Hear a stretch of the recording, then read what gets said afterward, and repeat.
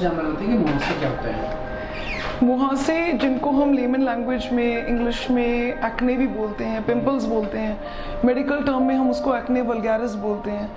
ये chronic inflammation है of pilosebaceous follicles. तो अब आपको ये टर्म बड़ा कॉम्प्लिकेटेड लगेगा, मगर बहुत ही सिंपल है। क्रोनिक मतलब जो चीज़ लंबी चले, रिकरेंट भी है, ठीक होने के बाद भी आते रहते हैं एक सर्टेन एज ग्रुप के अंदर। And pilo means hair and sebaceous means oil बनाने वाली ग्रंथि। तो जहाँ पे भी हेयर का हमारी पूरी बॉडी पे हेयर है, मगर जहाँ पे hair follicles, hair units oil बनाने वाली ग्रंथि के साथ में अटैच्ड हैं, जब उस यूनिट का इन्फ्लेमेशन होता है तो हम उसको एक्ने बोलते हैं। अब ये ग्रंथियाँ मोस्टली कहाँ लोकेटेड हैं? ये फेस पर, अपर chest, upper back, shoulders, scalp पर लोकेटेड है। यहाँ पे बहुत ह्यूज नंबर में होती हैं, और जब भी इनके अंदर पेन, रेडनेस, स्वेलिंग, टेंडरनेस, पस भर जाना, ये सब कुछ होता है, इन्फेक्शन हो जाना, तो हम उसे बोलते हैं क्रोनिक इन्फ्लेमेशन। सो ये इसकी डेफिनेशन है, chronic inflammation of the pilosebaceous follicles. Hi, my name is Lavanya and I'm a college student. So for the past 2-3 years I've had terrible acne and pimples, spots and scars all over my face. So I've been taking treatment from Dr. Vinisha from Divinity Total Skincare. So I've been taking the treatment for a past few months and my acne has gotten a lot better, and especially I had pimple scars, so they have gotten a lot lighter. And I do get pimples still, but this is the part of my puberty and stuff. So thanks to her, the treatment has been amazing and my skin has also gotten a lot better. Thanks.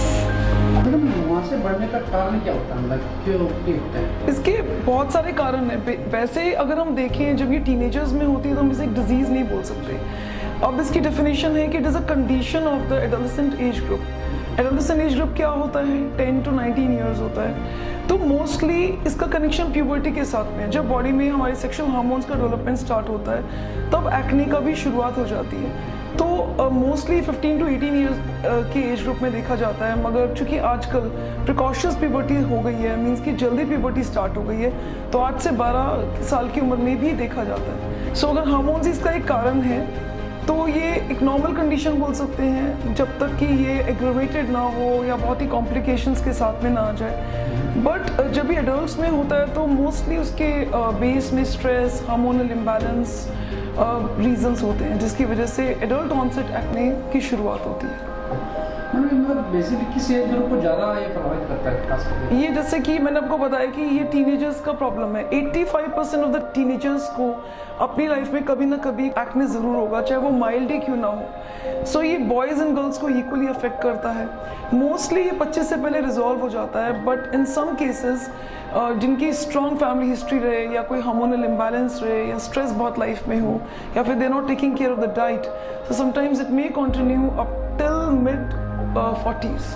तो इसके दाने जो होते हैं किस तरह के होते हैं, मतलब कैसे फील करते हैं, किस तरह से? इसके दाने कभी एक सिंगल प्रकार के नहीं होते। हालांकि बिगनिंग में एक सिंगल प्रकार से शुरू होते हैं, तो पहले हम दाने डिस्कस कर लेते हैं कि किस तरीके के होते हैं। इसका प्राइमरी लीजन यानी फर्स्ट लीजन होता है कोमेडो, जिसको हम कील बोलते हैं आम भाषा में, जो कि ओपन कोमेडो है जिसे हम ब्लैक हेड्स बोल देते हैं, क्लोज कोमेडो है जिसको हम वाइट हेड बोल देते हैं। तो एक वाइट कलर का दाना जो अक्सर आप देखेंगे कि टीनेजर्स के फेस पे आपको दिखाई देगा, जिसका फेस मिड पार्ट डायलेटेड है और उसमें ब्लैक कलर्ड मटेरियल सा कुछ भरा हुआ है, that is a black head. और वाइट हेड्स भी 1 मिलीमीटर के साइज़ के होते हैं, वो स्किन के अंदर होते हैं। आपको स्ट्रेच करने पे वाइट कलर्ड पैप्यूल नजर आएगा। पैप्यूल मतलब something which you can feel with your finger. जब ये आगे इन्फेक्ट होने लगे और इन्फ्लेम होने लगे, तो ये पैप्यूल्स में, पस्ट्यूल्स में, मतलब पस भरे हुए दानों में, रेड कलर के उठे हुए पस भरे दाने जो पेनफुल होते हैं, उनके अंदर कन्वर्ट होने लग जाते हैं। और अगर किसी को सिवियर होता है तो ये क्वेलेस हो जाते हैं, इकट्ठे हो जाते हैं, दे फॉर्म नोड्यूल्स, जो कि गहराई पे होते हैं। आपको फील होगा that they are painful plus they are very deep, and कभी कभी ये फ्लक्चुएंट हो जाते हैं, तो दे फॉर्म सिस्ट। कभी कभी इसके अंदर कॉम्प्लिकेटेड केसेस के अंदर एब्सेस वगैरह भी बन जाती है। तो ये इसके दाने होते हैं। तो मोस्टली आपको फेस पे एक तरीके के दाने नजर नहीं आएंगे, you will see multiple types of lesions on the face. इसको किस तरह से ट्रीटमेंट कैसे लिया जा सकता है, इसके लिए क्या डायग्नोस्टिक सिस्टम होता है? डायग्नोसिस का सिस्टम ये है कि क्लिनिकल एग्जामिनेशन, हम जब पेशेंट को देखते हैं, हम दाने का टाइप देखते हैं, तो हम उसको कैटेगराइज करते हैं कि माइल्ड है, मॉडरेट है या सिवियर है। हम उसके फैक्टर्स जानने की कोशिश करते हैं पहले तो, कि उसकी लाइफ में स्ट्रेस का कितना रोल है, फैमिली हिस्ट्री है या नहीं, वो किसी ड्रग्स पे तो नहीं है, बिकॉज ऐसी बहुत सारी दवाइयाँ हैं जो एक्ने करती हैं, जैसे कि systemic steroids, lithium, cyclosporine, there are many medicines like that. और कभी कभी मैकेनिकल इंजरी होती है कि नॉर्मल एक आधी कील होती है, लेकिन उसको कॉन्टिन्यूस रबिंग से, प्रेसिंग से वो दाने को एग्रीवेट करता रहता है पेशेंट।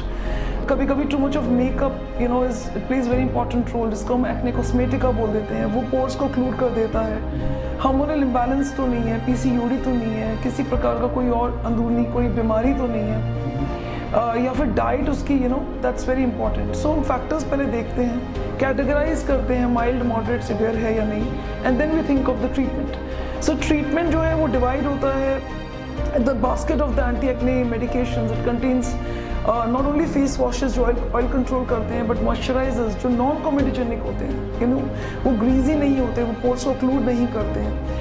और साथ में टॉपिकल लगाने वाली दवाइयाँ जिनके अंदर एंटीबायोटिक्स आते हैं, रेटिनॉइड्स होते हैं। खाने की दवाइयाँ अगर मॉडरेट टू सिवियर है तो पेशेंट को ओरल मेडिकेशन पे डालना पड़ता है, जैसे कि एंटीबायोटिक्स हुए, रेटिनॉइड्स हुए। कभी कभी अगर हार्मोनल इम्बैलेंस है तो हार्मोनल थेरेपी भी देनी पड़ती है पेशेंट को। सावधानी कैसे बरती जाए, इसके लिए क्या सावधानी रखना चाहिए? सावधानी देखिए, कभी कभी ऐसा होता है कि टाइमली ट्रीटमेंट करते हैं तब भी कॉम्प्लिकेशन आ जाता है, स्कार्स हो जाते हैं, लेकिन मोस्टली देखा जाता है कि अगर टाइम पर ट्रीटमेंट किया जाए तो स्कार्स की टेंडेंसी बहुत ज़्यादा कम हो जाती है। सो उनको दबाएं नहीं, स्क्वीज़ नहीं करें, डॉक्टर को टाइम पे दिखाएं। जितने दिन डॉक्टर बुलाते हैं उतने दिन डॉक्टर के पास रेगुलर बेसिस पे फॉलोअप के लिए जाएं। और जो फैक्टर्स वो बोलते हैं कि एलिमिनेट करने अपनी लाइफ से, या आपको अपना होलसम डाइट लेना है, you to lead a healthy life, exercise करना है, you have to do yoga and everything, so वो फॉलो करना है। सो एक्ने काफ़ी हद तक कंट्रोल हो जाते हैं।